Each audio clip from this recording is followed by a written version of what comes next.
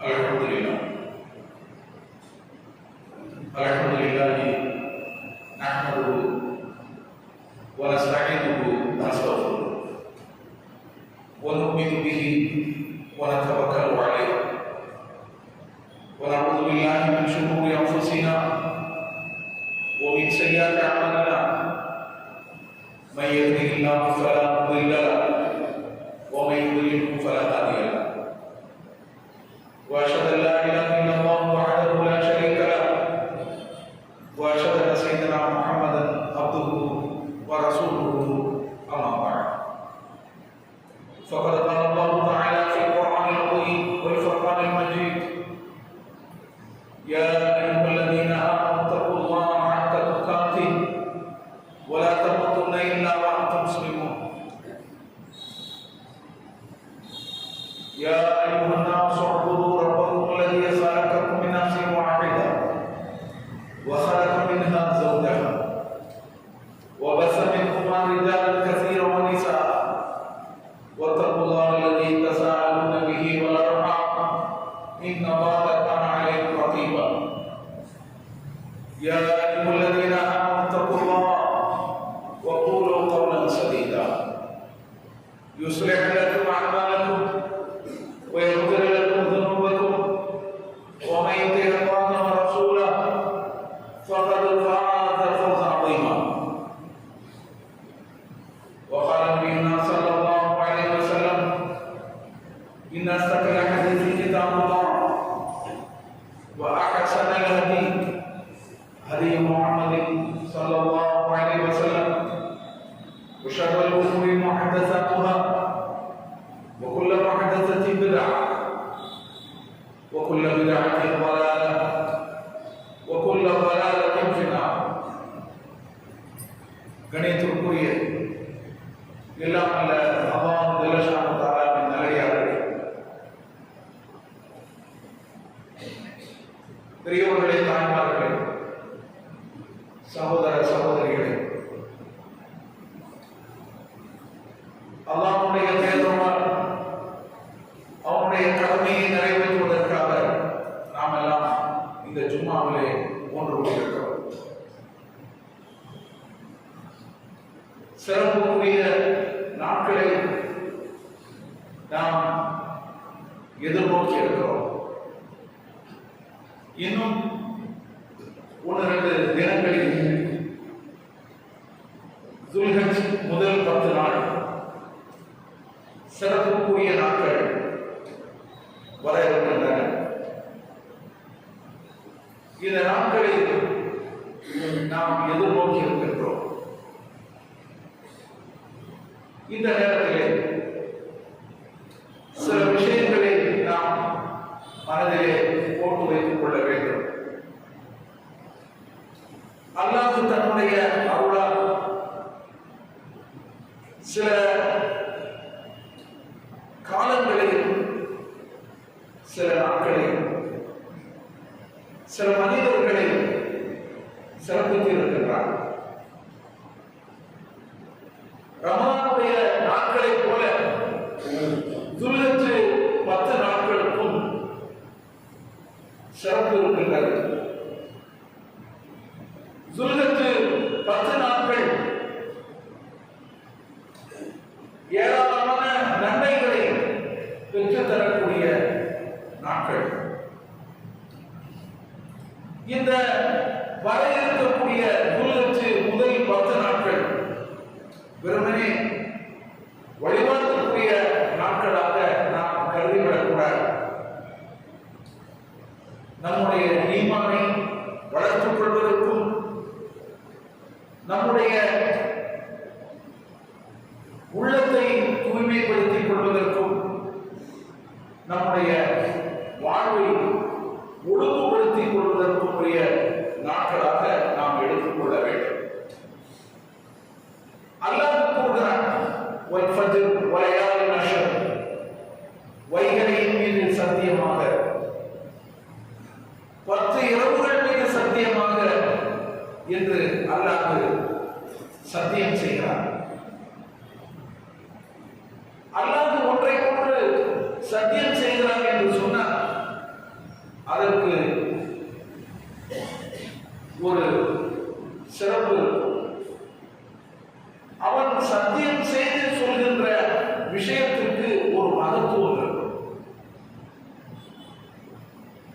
அது என்ன ஒரு முக்கியத்துவம் இருக்கும். அவன் சத்தியம் செய்து சொல்லுகிற விஷயத்திற்கு ஒரு முக்கியத்துவம் இருக்கு. எந்த பொருளின் மீது அல்லாஹ் சத்தியம் செய்கிறானோ அந்த பொருளுக்கு ஒரு மகத்துவம் இருக்கும், சிறப்புகள் இருக்கும், எண்ணிப்பார்கள் இருக்கும். திருக்குர்ஆனிலே அல்லாஹ் எத்தனையோ பொருட்கள் மீது சத்தியம் செய்கிறான். அவையெல்லாம் வீணான சத்தியங்கள் என்று நாம் ஒதுக்கிவிட முடியாது. ஏன் இதை கொண்டு சத்தியம் செய்தான் என்று ஆய்வு செய்து பார்த்தால் அதனுடைய உண்மை நிலை நமக்கு புரிய வரும். அதுபோல இங்கு சூரத்துல் ஃபஜ்ர் 89வது அத்தியாயத்திலே வல் ஃபஜ்ர் அதிகாலையின் மீது சத்தியமாக, வலையாலின் அஷ்ர் 10 இரவுகள் மீது சத்தியமாக என்று அல்லாஹ் 10 இரவுகளை சொல்லி காட்டுகிறார். அதிகமான திருக்குர்ஆன் விரிவுரையாளர்கள் இந்த 10 இரவுகள் என்பது துல்ஹஜ்ஜுடைய முதல் 10 நாட்களை, அந்த நாட்களில் உள்ள இரவுகளை குறிக்கிறது என்று சொல்றார். அவங்க சும்மா சொல்லல. நபிகள் நாயகம் ஸல்லல்லாஹு அலைஹி வஸல்லம் அவர்கள் இந்த துல்ஹஜ் 10 நாட்களுக்கு இருக்கக்கூடிய சிறப்பை எடுத்து சொல்லி இருக்கிறார்கள். அந்த ஹதீஸை அடிப்படையாக வைத்துதான் அவர்கள் சொல்கிறார். அல்லாஹ் சொல்கின்ற இந்த 10 இரவுகள் அல்லாஹ்வுடைய தூதர் சொல்லி காட்டுகின்ற அந்த இரவுகள் தான் என்று சொல்லி காட்டுகிறார்கள். நபிகள் நாயகம் ஸல்லல்லாஹு அலைஹி வஸல்லம் அவர்கள் என்ன சொல்கிறார்கள்? மாமின் ஐயாமின் அல் அமலு சாலிஹு ஃபீஹின் அஹப்பு இலல்லாஹி மின் ஹாதிஹில் ஐயாமில் அஷ்ர். அதாவது நன்மைகளை செய்வதற்கு அல்லாஹ்வுக்கு மிகவும் விருப்பமான நாட்கள் இந்த 10 நாட்களை விடவும் 7 நாட்கள் கிடையாது என்று நபிகள் நாயகம் ஸல்லல்லாஹு அலைஹி வஸல்லம் அவர்கள் சொல்லி காட்டுகிறார்கள். அப்ப சஹாபாக்களுக்கு ஒரு சந்தேகம் வருகிறது. அல்லாஹ்வின் பாதையிலே அறப்போர் புரிவது என்பது ஒரு மகத்தான செயல். அதற்கு நிகரான ஒரு கூலி வேறு எந்த செயலிலும் இருக்க முடியாது. ஏன்னா அல்லாஹ்வின் பாதையிலே ஒருவன் போரிட்டு அவன் உயிரை துறந்து விட்டான் என்று சொன்னால் அவன் ஷஹீதாகி விடுவான். ஷஹீதுக்கு சொர்க்கத்தை தவிர வேறு கூலி கிடையாது. அதனால அல்லாஹ்வின் பாதையில் போராடுவது என்பது ஏனைய நாட்களிலே இருக்கிறது. அப்ப அதெல்லாம் மட்டமாகி விடுமா என்ற சந்தேகம் அவர்களுக்கு வருகிறது. கேட்கிறாங்க, அல்லாஹ்வுடைய தூதரே, வலல் ஜிஹாது ஃபீ சபீலில்லாஹ், அல்லாஹ்வுடைய பாதையிலே போர் புரிவதை விடவுமா சிறப்பானது என்று சொல்லி காட்டுகிறீர்கள்? அதற்கு நபிகள் நாயகம் ஸல்லல்லாஹு அலைஹி வஸல்லம் அவர்கள் கூறினார்கள், ஆம், வலல் ஜிஹாது ஃபீ சபீலில்லாஹ், அல்லாஹ்வுடைய பாதையிலே போரிடுவதை விடவும் தான். ஆனாலும் இல்லா ரஜுலுன் خرج بنفسه وماله فلم يعد من ذلك بشيء. ஆனால் ஒருவன் தன்னுடைய உயிரையும் உடமையும் பணயம் வைத்து அல்லாஹ்வுடைய பாதையிலே போர் புரிவதற்காக புறப்பட்டு சென்று அவன் அந்த ரெண்டில் எதையும் கொண்டு திரும்பவில்லை என்று சொன்னான். அவன் அங்க என்ன செஞ்சான்? ஷஹீதாகி விட்டான் என்று சொன்னான். அவனை தவிர என்று சொல்றான். போரிலே ஒருவன் ஷஹீதாகி விட்டால் அதற்கு நிகரான கூலி கிடையாது. அது இந்த நாட்களில் செய்தால் என்ன, வேறு நாட்களில் செய்தால் என்ன. ஆனால் ஷஹீதாகாமல் அவன் வீடு திரும்புகிறான் என்று சொன்னால் அவனை விடவும் சிறப்பு வாய்ந்தது இந்த அமலிலே செய்யக்கூடிய, இந்த நாட்களிலே செய்யக்கூடிய நல்ல அமல்கள் என்று நபிகள் நாயகம் ஸல்லல்லாஹு அலைஹி வஸல்லம் அவர்கள் சொன்னார்கள். திருமதி இந்த ஹதீஸ் பதிவு செய்யப்பட்டிருக்கிறது. இங்கு ஒரு முஸ்லிம் உணர்ந்து கொள்ள வேண்டிய பல்வேறு பாடங்கள் இருக்கின்றன. இந்த ஹதீஸிலிருந்து நாம் அதை உணர்ந்து கொள்ள முடியும். ஒன்று, சிறப்பான நேரங்களை தன்னுடைய வாழ்நாளிலே அவன் வீணாக்கக்கூடாது. நாம் ஏற்கனவே சொன்னது போல அல்லாஹ் தனது அருளால் சில நேரங்களை சிறப்பாக்கி இருக்கின்றான், சில நாட்களை சிறப்பாக்கி இருக்கின்றான், சில மாதங்களை சிறப்பாக்கி இருக்கின்றான். அதை ஒரு முஸ்லிம் வீணடித்து விடக்கூடாது, பாழ்படுத்தி விடக்கூடாது. ஒன்று. இரண்டாவது, அல்லாஹ் வழங்கி இருக்கக்கூடிய சந்தர்ப்பங்களை ஒவ்வொரு மூமினும் பயன்படுத்த வேண்டும்.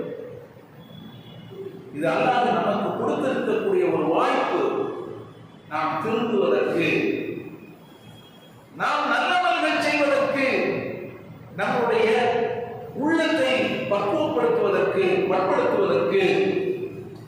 நம்முடைய வாழ்க்கையை ஒழுங்குபடுத்துவதற்கு, நம்முடைய ஈமானை வளர்த்துக் கொள்வதற்கு இது அல்லாஹ் வழங்கிய ஒரு அழகிய சந்தர்ப்பம். அதை யாரும் மிஸ் பண்ணிவிடக்கூடாது. இது இரண்டாவது. மூணாவது என்ன? நல்ல காரியங்களிலே ஒவ்வொருவரும் போட்டி போட வேண்டும். நல்ல காரியங்களில் ஒவ்வொருவரும் போட்டி போட வேண்டும். நீங்களே என்ன செய்யணும் பார்க்கலாம். சில மனிதர்கள் உங்களுக்கு தென்படுவார்கள். இவர் நிறைய தொழுகிறார், இந்த நாட்களில் இவர் தான தர்மம் செய்கிறார், இவர் நிறைய தௌபா செய்கிறார், வேறு பல நல்ல காரியங்கள் செய்கிறார். நீங்கள் பார்க்கலாம். அப்படி பார்த்தா உங்களுக்கும் அந்த உணர்வு வரும். நம்ம அவரை விட முந்த வேண்டும், நம்மளும் செய்வோம். காடு உட்கார்ந்து வச்ச மாதிரி நாம என்ன செய்யணும்? அதில் அவருக்கு போட்டியாக வரும். இந்த மூன்று முக்கியமான விஷயங்களை ஒவ்வொரு மூவியும் இந்த நேரத்திலே உணர்ந்து எதிர்வரக்கூடிய நாட்களிலே அதை நடைமுறைப்படுத்துவதற்கு தயாராக இருக்க வேண்டும். ஏனென்று சொன்னால் திருக்குர்ஆனும் ஹதீஸும் நல்ல அமல்களை விரைந்து செய்ய வேண்டும் என்று நமக்கு வலியுறுத்தி கொண்டே வருகிறது, நமக்கு ஆர்வமூட்டிக் கொண்டே வருகிறது. அல்லாஹ் சொல்கிறான், வஸாரிஉ இலா மக்ஃபிரத்தின் மின் ரப்பிக்கும் வ ஜன்னத்தின். உங்களுடைய இறைவனுடைய மன்னிப்பின் பக்கமும் சொர்க்கத்தின் பக்கமும் நீங்கள் விரையுங்கள். அல்லாஹ் சொல்கிறான், நீங்க விரையுங்கள், ஓடுங்க, ஒருவர் முந்துங்க. அல்லாஹ் சொல்கிறார், உங்களுடைய இறைவனுடைய மன்னிப்பை பெறுவதற்கு முந்துங்க. யார் முந்தி வருகிறாமா? யார் ஓடி வருகிறார்? அல்லாஹ்வுடைய மன்னிப்பு உங்களுக்கு வேண்டுமா? அதற்கான ஸ்டெப்புகளை எடுத்து வைங்க. தௌபா செய்யுங்க, மன்னிப்பு தேடுங்க. செய்த தவறுக்காக வருந்தி இனி தவறே செய்ய மாட்டேன் என்ற உறுதியை எடுத்து நீங்கள் செய்து வந்த அத்தனை தீமைகளையும் விட்டொழியுங்கள், விலகி வந்திருங்கள். அல்லாஹ்வின் பக்கம் வாருங்க. சொர்க்கத்துக்கு விரையுங்கள். அப்படின்னா என்ன அர்த்தம்? சொர்க்கத்துக்கு செல்வதற்கான காரியங்கள் எவ்வளவோ இருக்கின்றன, ஓடுங்க. அதன் பக்கம் நீங்கள் ஓடுங்கள், ஒருவரை ஒருவர் முந்துங்கள். வஸாரிஉ இலா மக்ஃபிரத்தின் மின் ரப்பிக்கும் வ ஜன்னத்தின். உங்களுடைய இறைவனின் மன்னிப்பின் பக்கமும் சொர்க்கத்தின் பக்கமும் நீங்கள் விரையுங்கள் என்று அல்லாஹ் சொல்லி காட்டுகிறார். இது சூரத்து ஆல இம்ரான் 3வது அத்தியாயத்தில் இதனை நாம் பார்க்கலாம். அதே போல ஒரு நாள் நபிகள் நாயகம் ஸல்லல்லாஹு அலைஹி வஸல்லம் அவர்கள் அப்துல்லா பின் உமர், இது நாம பல முறை இந்த வேலையை சொல்லியிருக்கோம், இங்க அது தேவைப்படுகிறது. அப்துல்லா பின் உமர் ரலியல்லாஹு அன்ஹு அவர்களுடைய தோளை பிடித்துக் கொண்டு செல்கிறார்கள். சொல்கிறார்கள், குன் ஃபி துன்யா கன்னக கரீம். இந்த உலகத்துல நீ ஒரு அந்நியனை போல வாழு. அவ ஆமிரு சபீல் அல்லது ஒரு வழிபோக்கனை போல இரு சொல்றான். எப்படி இந்த உலகத்துல நீ எப்படி இருக்கணும்? ஒரு அந்நியனை போல. இந்த உலகம் உனக்கு சொந்தமானது கிடையாது. நாம விருந்தாளியாக ஒரு வீட்டுக்கு செல்கிறோம்,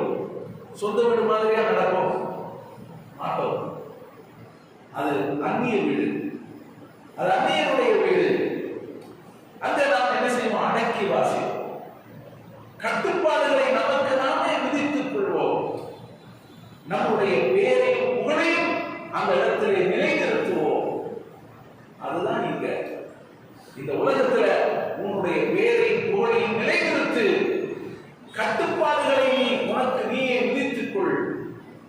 அல்லாஹ் உனக்கு விதித்திருக்கிறார். அல்லாஹ்வுடைய தூதர் உனக்கு கட்டுப்பாடுகளையும் வரம்புகளையும் சொல்லியிருக்கிறார்கள். அந்த வரம்புகளுக்குள் நீ நில்லு. பேரும் புகழையும் நிலைநிறுத்து. இது உனக்கு சொந்தமான இடம் கிடையாது. இது எப்ப வேண்டுமானாலும் இதை விட்டுவிட்டு நீ சென்று விடலாம். இது நிரந்தரம் கிடையாது என்று ஆயிரம் ஆயிரம் அர்த்தங்களை தாங்கிய வார்த்தையை சொல்லுகிறார். ஒரு வழிபோக்கன் எப்படி நடந்து கொள்வான்? ஒரு நிழல் தரும் ஒரு மரத்தை அவர் கண்டால் அப்படியே என்ன செஞ்சிருவான்? சற்று நேரம் அங்கு அமர்ந்து இலைப்பாய் விட்டு இடத்த காலை வழியில் போய்கிட்டே இருப்பான். ஏன்? அவன் வழிபோக்கன். அவனுக்கு நிரந்தர இல்லம் கிடையாது, நிரந்தர இடம் கிடையாது. போய்கிட்டே இருப்பான். அதுதான் இந்த உலகம். ஒரு வழிபோக்கனை போல இது நபிகள் நாயகம் ஸல்லல்லாஹு அலைஹி வஸல்லம் அவர்கள் சொன்னார். இதை கேட்டுவிட்டு இப்னு உமர் ரலியல்லாஹு அன்ஹு அவர்கள் சொல்ல ஆரம்பித்தார்கள். ஸல்லல்லாஹு அலைஹி வஸல்லம் எனக்கு இப்படி சொல்லி இருக்கிறாங்க. நான் சொல்றேன், வைதா அம்சைத ஃபலா தந்தரி சபா. நீ மாலையை அடைந்து விட்டால் காலையை எதிர்பார்க்காது. நீ மாலையை அடைந்து விட்டால் காலையை எதிர்பார்க்காத. காலையில நான் விழிச்சிருவேன் அப்படின்னு நீ நல்ல அமல்களை செய். காலையில் நீ விழிப்பாய் என்ற உத்தரவாதம் உனக்கு கிடையாது. வைதா அஸ்பஹத ஃபலா தந்தரி மஸா. நீ காலையை அடைந்து விட்டால் மாலையை எதிர்பார்க்காத. மாலை வருவதற்கு முன்னால நீ நல்ல காரியங்களை செய், தௌபா செய், அல்லாஹ்விடத்தில் பாவ மன்னிப்பை தேடு. யார் சொல்றா? இப்னு உமர் சொல்றா. நபிகள் நாயகம் ஸல்லல்லாஹு அலைஹி வஸல்லம் அவர்கள் எனக்கு இப்படி சொல்லி இருக்கிறாங்க என்பதை சொல்லிவிட்டு இதை சொல்லுகிறார்கள். இதுக்கு அர்த்தம் அப்படித்தானே? நாம நேரங்களை நாம பயன்படுத்த வேண்டும். நேரங்களை வீணடித்து விடக்கூடாது. ஆனால் வரக்கூடிய துல்ஹஜ் 10 நாட்கள் அது ஏனைய நாட்களை போல சாதாரண நாட்கள் கிடையாது. அதனுடைய சிறப்பு உங்களுக்கு சொல்லிட்டு வேறு நாட்களை விடவும் அமல் செய்வதற்கு அல்லாஹ்வுக்கு பிரியமான நாட்கள் இந்த 10 நாட்கள். அல்லாஹ் ரொம்ப என்ன செய்யலாம்? அந்த அமலை வந்து நேசிக்கிறான். ஒரு சின்ன அமலை செய்தாலும் அல்லாஹ்வுக்கு அது ரொம்ப விருப்பமானதாக இருக்கிறது. மிகப்பெரிய நன்மையை அது கொடுக்கிறது. எனவே இந்த வரக்கூடிய 10 நாட்களை நீங்கள் வீணடித்து விடாதீர்கள். இப்னு உமர் ரலியல்லாஹு அன்ஹு அவர்கள் அப்படி சொல்லி காட்டுறார். வகுது மின் சத்திக்க இதை மரணிக்க. உனக்கு நோய் வருவதற்கு முன்னால் ஆரோக்கியத்தை பேணிக்கொள்.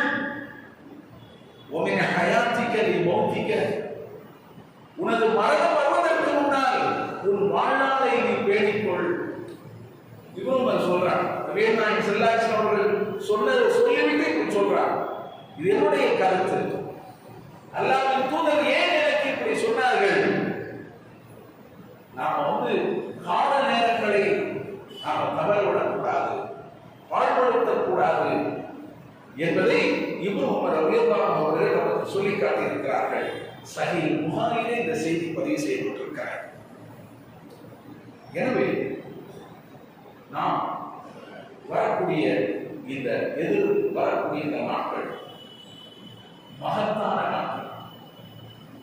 இந்த நாட்களிலே நாம் செய்ய வேண்டிய காரியங்கள் நிறைய இருக்கின்றன. இப்போதே திட்டம் தீட்டுங்கள். இந்த நாட்கள்ல என்னவெல்லாம் இருக்குது அப்படின்னு சொன்னா, இந்த நாட்கள்ல மொத்தத்திலே இந்த நாட்கள் சிறப்புக்குரிய நாட்கள். பாயிண்ட் 1. இரண்டாவது, இந்த சிறப்புக்குரிய நாட்கள்ல இன்னும் 2 சிறப்புக்குரிய நாள் வருது. இன்னும் சொல்ல போனால் இன்னும் 3 சிறப்புக்குரிய நாள் வருது. என்ன? அரஃபா நாள்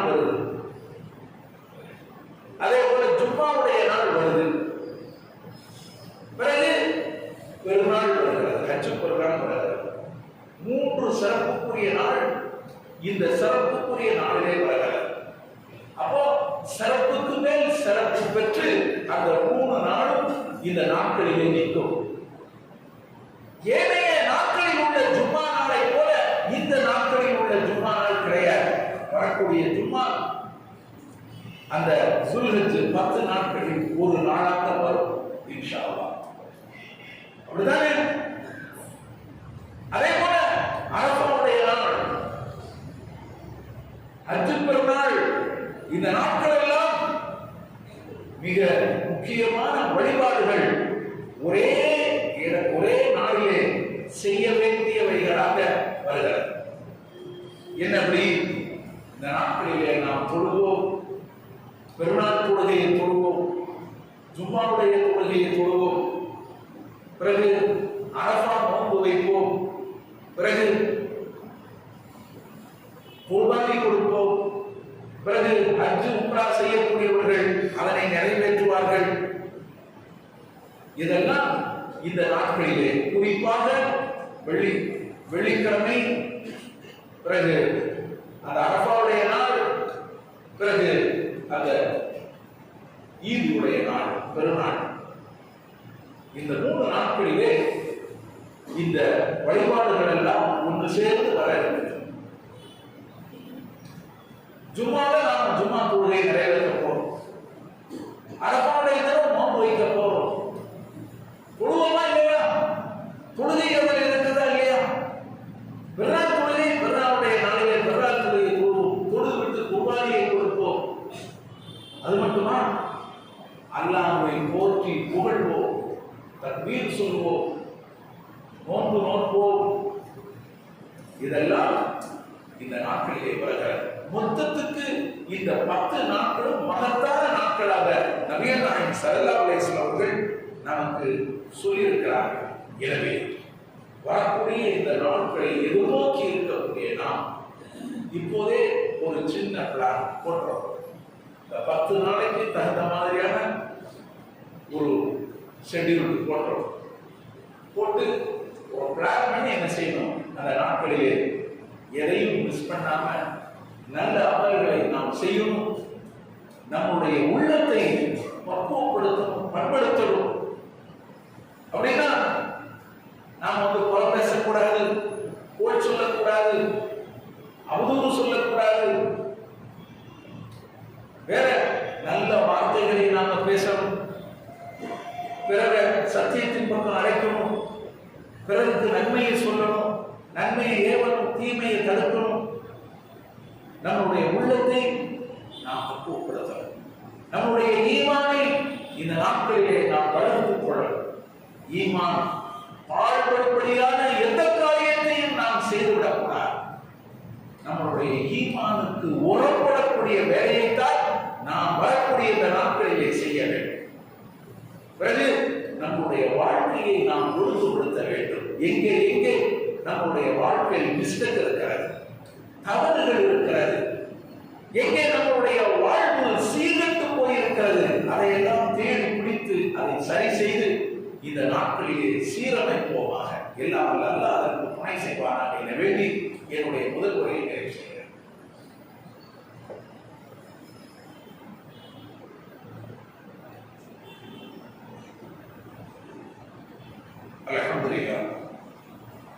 அல்ஹம்துலில்லாஹி ரப்பில் ஆலமீன் வஸ்ஸலாத்து வஸ்ஸலாமு அலா ரசூலில் அமீன் நபீனா முஹம்மத் வ அலா ஆலிஹி வ ஸஹ்பிஹி அஜ்மஈன். அன்பார்ந்த சகோதரர்களே, நபிகள் நாயகம் ஸல்லல்லாஹு அலைஹி வஸல்லம் அவர்கள் கூறினார்கள், 4 விஷயங்களை பற்றி விசாரிக்கப்படாதவரை எந்த மனிதனுடைய பாதமும் நாளை மறுமையில் அல்லாஹ்விடமிருந்து நகர முடியாது என்று சொன்னார். ஒன்று, அவனுடைய வாழ்நாளை எவ்வாறு கழித்தார் அல்லாஹ் கேட்பார். தான் கற்ற கல்வி எந்த அளவுக்கு செயல்படுத்தினாய் அல்லாஹ் கேட்பார். அமல் எந்த அளவுக்கு நீ அமலை கொண்டு வந்திருக்கிற, நீ அறிந்ததற்கும் வித்தியாசம் இருக்கிறதா அல்லது கரெக்டாக நீ செய்து வந்திருக்கிறாயா? அமலை கேட்பான். நீ அறிந்ததை எந்த அளவுக்கு செயல்படுத்தினாய்? செல்வத்தை எந்த வழியிலே திரட்டி எந்த வழியிலே செலவு செய்தாய்? செல்வத்துக்கு மட்டும் 2 கேள்வி. அதை திரட்டதுக்கும் நாம சரியான முறையில திரட்டணும். செல்வம் தான் பெருசுன்னு சொல்லி எப்படி வேண்டுமானாலும் திரட்டலாம் என்று நினைத்து விடக்கூடாது. மோசடி செய்யக்கூடாது, நம்பிக்கை துரோகம் செய்யக்கூடாது, அடுத்தவருடைய பொருளுக்கு ஆசைப்படக்கூடாது, வட்டி கூடாது. இப்படி தடை செய்யப்பட்ட எந்த வழியிலையும் செல்வத்தை திரட்டாமல் ஆகுமான வழியிலே திரட்டி அதை எந்த வழியில நீ செலவு செய்தார் அதையும் யார் யாருக்கு கொடுத்த, எப்படி நீ செலவு செய்த, உனக்கு கீழே இருக்கக்கூடியவர்களுக்கு நீ என்ன செய்தார்? உன்னுடைய அதிகாரத்தின் கீழே உன்னுடைய பெற்றோர், உன்னுடைய பிள்ளைகள், உன்னுடைய மனைவி, இதெல்லாம் நீ கொடுத்தாயா? வேறு யார் யாருக்கு நீ கொடுக்க வேண்டும் என்று கடமைப்பட்டிருக்கிறாயோ அவர்களுக்கெல்லாம் நீ தந்தாயா? அல்லாஹ் கேட்பான், அனைத்தையும் கேட்பான். இது 3வது. 4வது, தன்னுடைய உடலை எதில் ஈடுபடுத்தினார். அல்லாஹ் உனக்கு 100 உடலை தந்திருக்கிறார். கை கால் சுகத்தை தந்திருக்கிறார், கண்களை தந்திருக்கிறார், செவிகளை தந்திருக்கிறார். என்னப்பா செஞ்ச? எல்லாத்தையும் அல்லாஹ் சாய். இந்த கேள்விகளுக்கு பதில் சொல்லாதவரை அல்லாஹ்விடமிருந்து யாருடைய பாடமும் நகர முடியாது என்று சொன்னார்கள். திருமதியில் இந்த ஹதீஸ் பதிவு செய்யப்பட்டிருக்கிறது. எனவே இதையெல்லாம் நாம் மனதில் வைத்துக் கொண்டு வரக்கூடிய நாட்களை நாம் அமைத்துக் கொள்ள வேண்டும். குறிப்பாக நபிகள் நாயகம் ஸல்லல்லாஹு அலைஹி வஸல்லம் அவர்கள் அந்த அரஃபாவுடைய நோன்பை பற்றி சொல்லி காட்டும் போது அது முந்தைய வருடத்து பாவத்துக்கும் வரும் வருடத்திற்கு பாவத்துக்கும் பரிகாரமாக அமையும் அப்படின்னு சொல்லி காட்டாங்க. முந்தைய வருடத்து பாவத்திற்கும் பிந்தைய வருடத்து பாவத்துக்கும் அது பரிகாரமாக அமையுது. அரஃபாவுடைய நோன்பு, எல்லோரும் அரஃபாவுடைய நோன்பை எதிர்நோக்கி இருந்து அது வந்தா அந்த அரஃபாவுடைய நோன்பை நோற்று நம்முடைய பாவங்களுக்கு பரிகாரம் தேடிக்கொள்ள வேண்டும். அடுத்து நபிகள் நாயகம் ஸல்லல்லாஹு அலைஹி வஸல்லம் சொல்றாங்க, குர்பானி இருக்கிறார். நபிகள் நாயகம் ஸல்லல்லாஹு அலைஹி வஸல்லம் நமக்கு வழிகாட்டி இருக்கிறார், நமக்கு சொல்லி இருக்கிறார். 1000 ரூபாய்களை நாம ட்ரெஸ்ஸுக்காக செலவழிக்கிறோம். பிள்ளைகளுக்கு ட்ரெஸ் எடுத்து கொடுக்கறதுக்கு, சொந்த பந்தங்களுக்கு ட்ரெஸ் எடுத்து கொடுக்கறதுக்கு எத்தனை ஆயிரங்களை செலவு செய்கிறோம். ஆனா குர்பானிக்காக நாம செலவு செய்கிறோமா? இல்லை. குர்பானிக்காக யாரும் செலவு செய்வது கிடையாது. அதை என்ன செய்யறாங்க? சிலர் அந்த குர்பானிக்கான அந்த செலவை ஒதுக்கிறாங்க. பார்த்துக்கொள்ளும். ஏன் ட்ரெஸ்ஸுக்கு செலவழிக்கிற, ஏன் இந்த நாட்டில் குர்பானி கொடுக்க வேண்டும் என்கின்ற எண்ணம் ஏன் வரவில்லை? நிறைய பேர் குர்பானிகளை வந்து விலகி நிற்கிறாங்க. ஏன் உங்களுக்கு கொடுக்க முடியாதா? ஆடு வேணும்னா அது பெரிய செலவாகும், ஆடுகள் வந்து சேருங்க. அப்போ இதுவும் இருக்காது. அதே போல நபிகள் நாயகம் ஸல்லல்லாஹு அலைஹி வஸல்லம் அவர்கள் சொன்னாங்க, யாரேனும் ஒருவர் துல்ஹஜ் பிறை பார்த்ததில் இருந்து குர்பானி கொடுக்க விரும்புபவர், அவர் தாம் குர்பானி கொடுக்கும் வரை தன்னுடைய நகங்களையோ முடிகளையோ அகற்றக்கூடாது அப்படின்னு சொல்லியிருக்கிறார். சஹீஹ் முஸ்லிம் என்ற ஹதீஸ் பதிவு செய்யப்பட்டிருக்கிறார். அப்போ